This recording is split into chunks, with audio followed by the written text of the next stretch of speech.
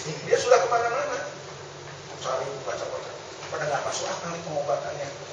Ada yang ada apa begini nggak masuk akal. Makanya sudah program yang baru masuk akal. Saya terangin kayak begini, masuk akal ya. Seminggu ada. Nanti mau kontrol lagi, karena dia bisnismen.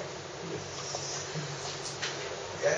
Nah, terapi ini sifatnya manusiawi sekali, hanya dengan ditidurkan, tidak perlu diisolasi atau dikerangkeng, dan tidak memerlukan obat substitusi.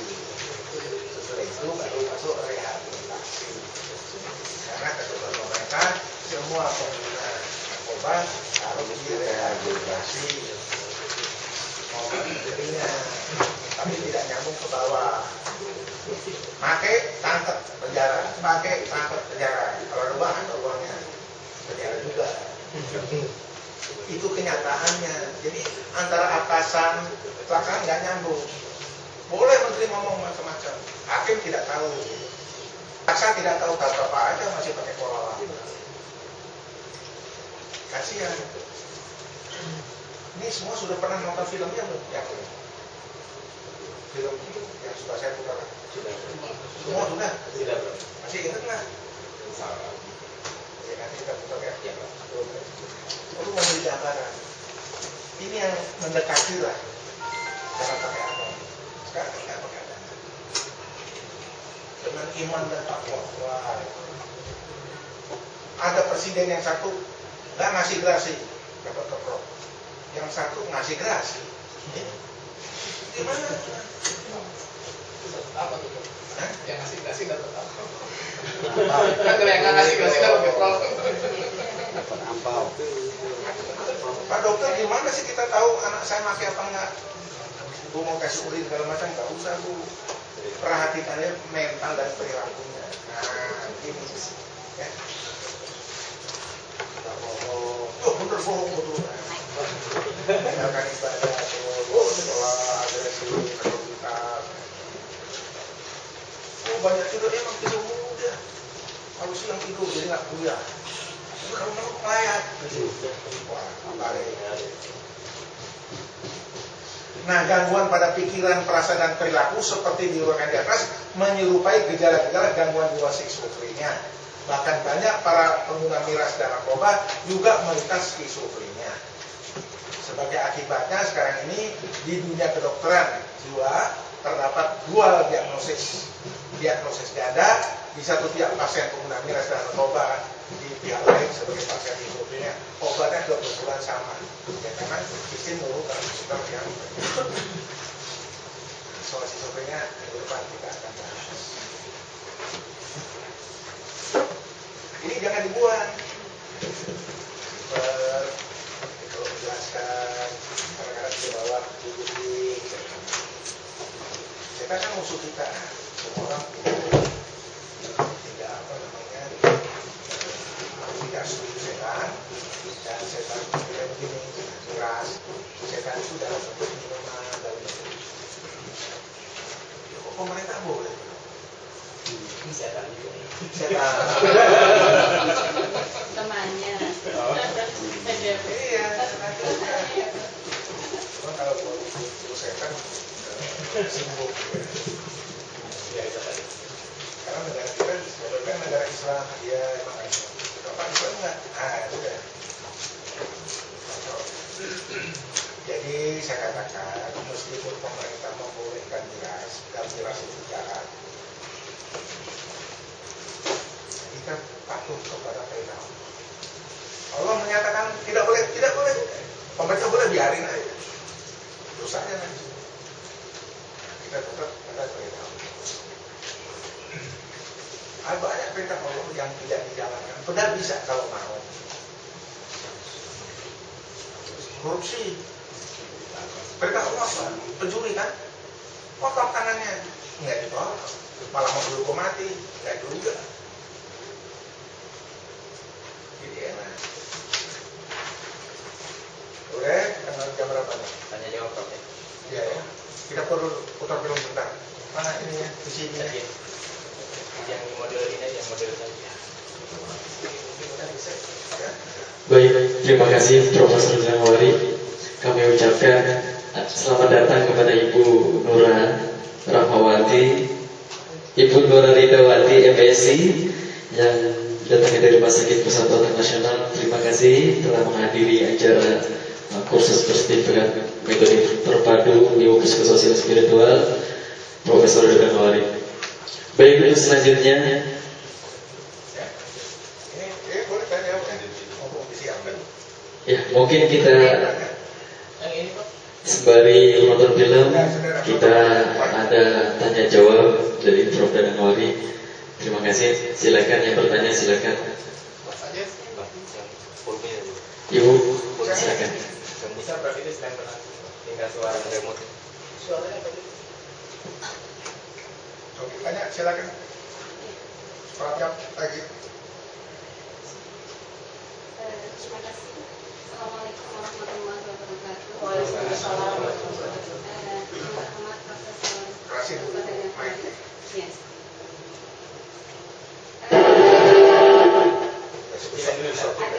Ada pertanyaan pertama tentang terapi rehabilitasi penggunaan zat adiktiviti atau NAZA. Di sini kan ada anti psikotik dan anti depresi. Nah, kalau anti psikotik berarti nanti tergantung pada penggunaan zat adiktif apa yang digunakan begitu, Prof? Antipsikotik tidak menimbulkan adiksi. Tidak menimbulkan adiksi. Oke. Terus kalau misalkan anti depresi juga Obat tidur ya. mengandung obat tidur misalkan. Kalau obat Zat tidur adiktif. ya. Kan Oke. obat tidur itu isinya nitrosepan. Iya. Nah itu menimbulkan adiksi. Begitu.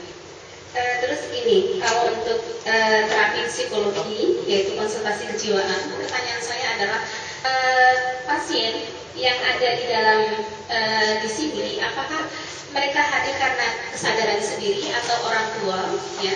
Dan proses penanganan terhadap penanganan terhadap orang yang telah menggunakan zat adiktif itu kan heterogen. Misalkan kalau schizophrenia itu berapa waktu lama yang digunakan?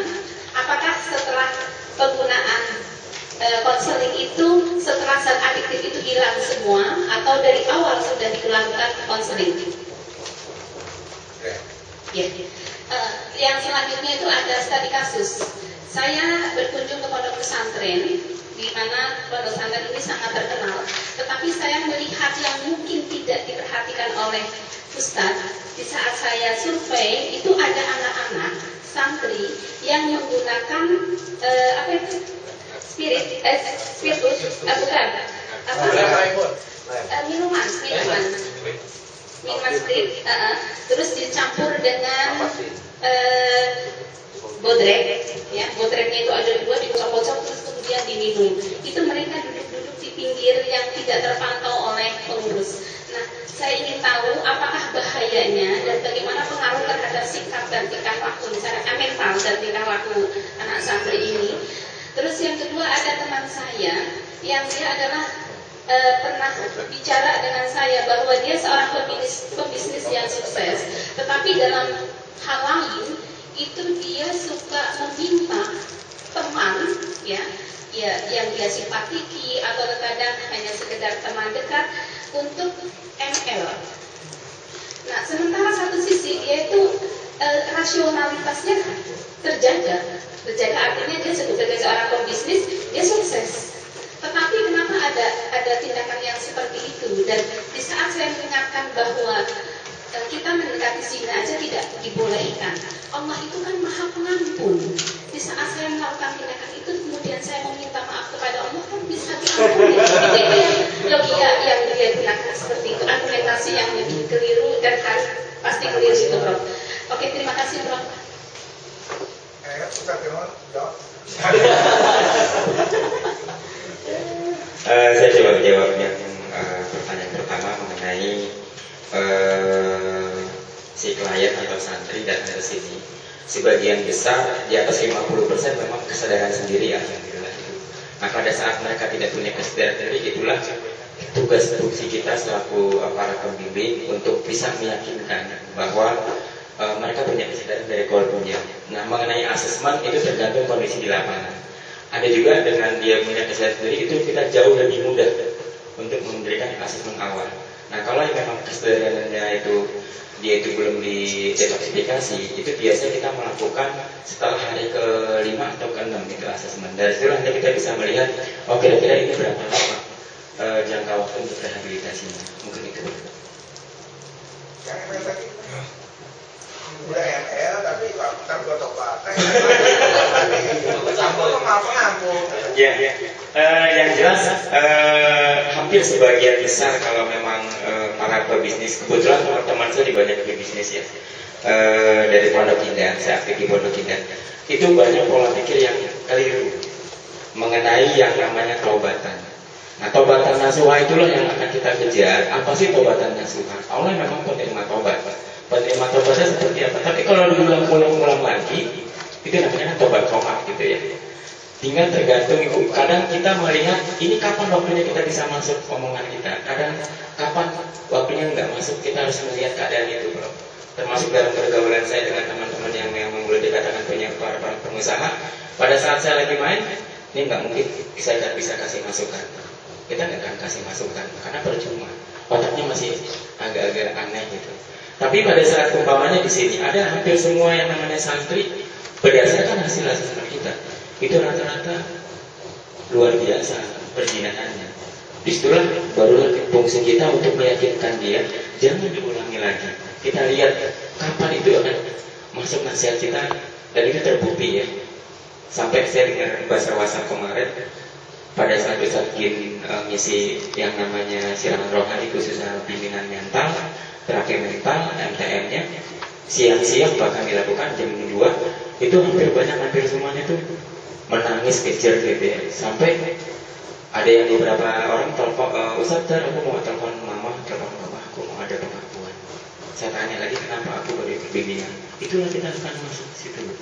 Jadi kalau dalam keadaan santai dia masih, oh Tuhan kan masa penerima tobat, enak-enak aja dia, belum tersentuh hatinya gitu berarti ya. Kasih.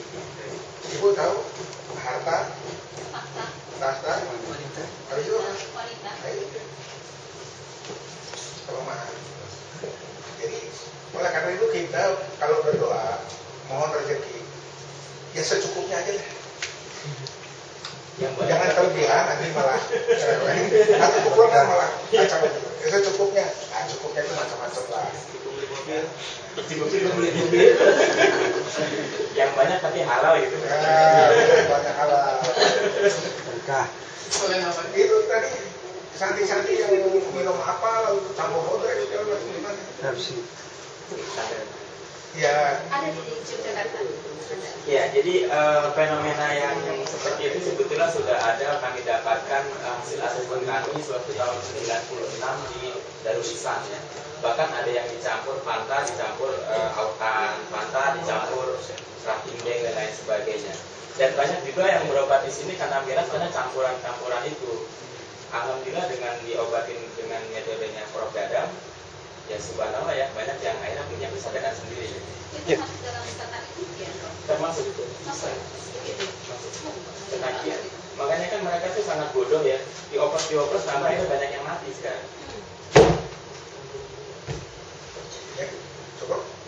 Ya cukup Ibu, terima kasih. Ya memang betul para remaja ini kalau udah kena seks itu adiksi ya, yang itu adiksi ya.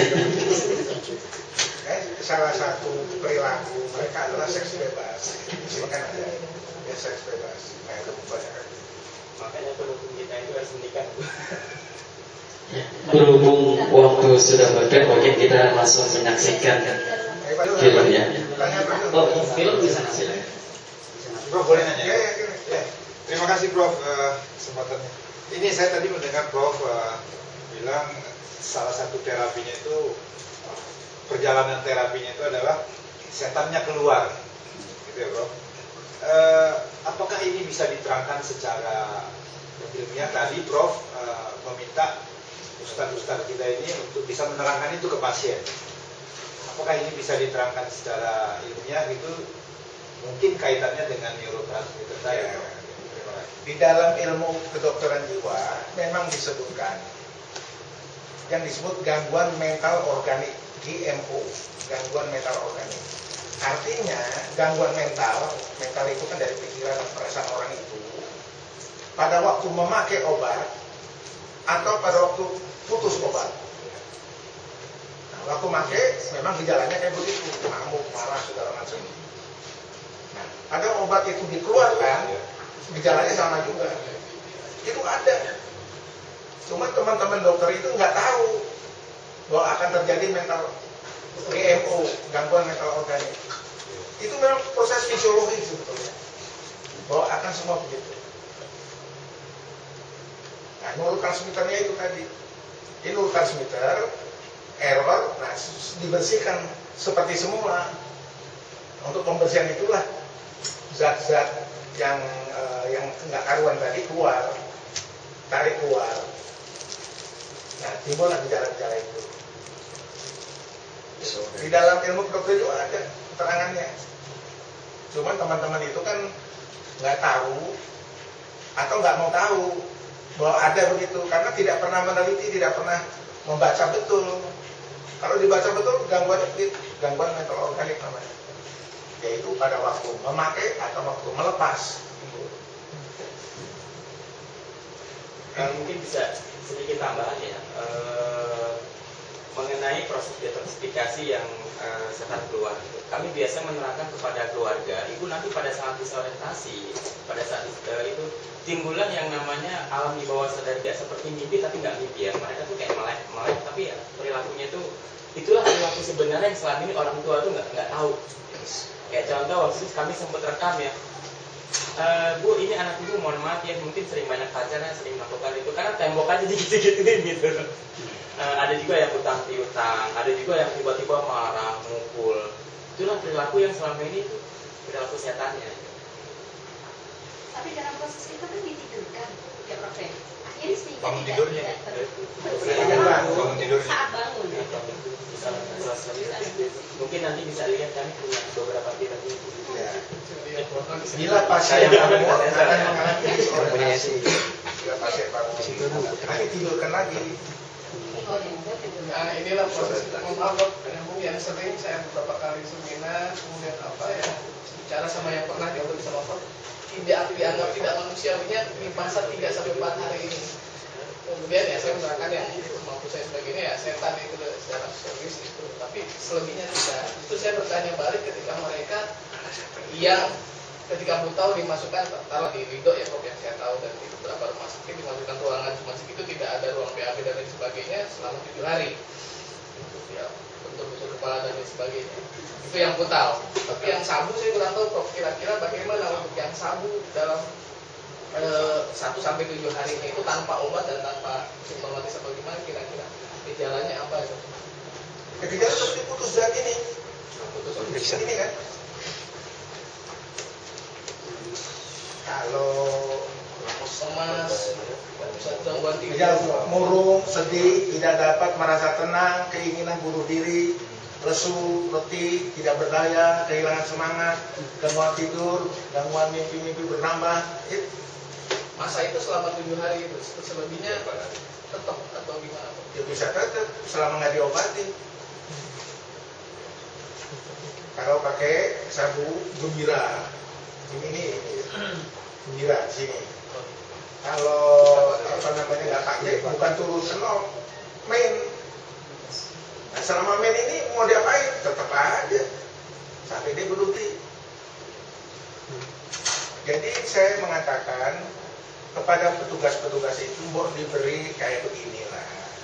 Memang bukan dokter. Kalau menurut dokter nggak cukup dokternya. Karena nggak nyampe, nggak ada hidayah. Solusinya berubah-ubah terus. BNN itu berubah terus. Karena isunya itu tempat persinggahan untuk jadi gubernur, untuk jadi apa yang belum mau pensiun, jadi nggak ngerti apa-apa. Malah berjalan di tempat lah katanya. Kita sudah bikin peraturan begini, hukum segala macam. Akhirnya berubah lagi kepalanya baru sih. Nggak ngerti lagi. Nah, baru bukan yang nanya yang baru sampai di mana perkembangan, bikin baru lagi karena pilih dong. yang bagus-bagus disingkirin. Ya udah, sendiri aja nih. Sama begini lebih bagus daripada mereka. Jadi mereka itu, ya nawa itunya kan, nawa itunya uang karena proyek. Ya, Pak. Udah bisa nih pilotnya? Bisa.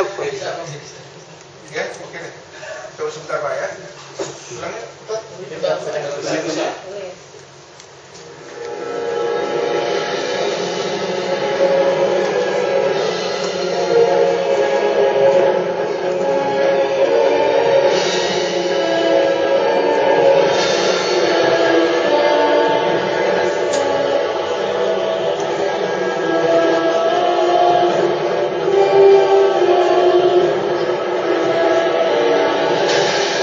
Film ini adalah cerita ringkas tentang bahaya narkoba, bisnis gelap para penjahat, penjajah tanpa wajah, perusak moral dan harkat manusia, termasuk di negeri kita. Sejarah panjang telah dilakukan dunia untuk memerangi narkoba, namun barang berbahaya ini terasa semakin dekat di wajah kita.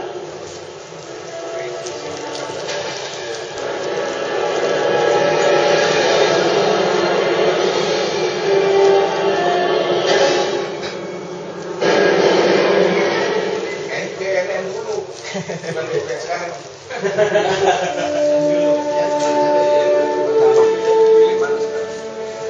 Melihat wajah-wajah anak yang polos dan muda selalu membangkitkan rasa hati.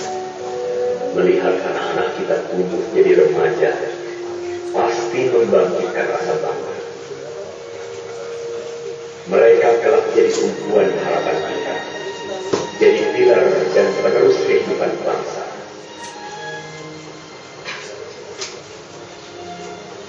Tapi hidup tak selalu seindah harapan kita. Bahaya mengintai sebagai penjahat tanpa wajah, membius dan merebut anak-anak kita. Narkoba.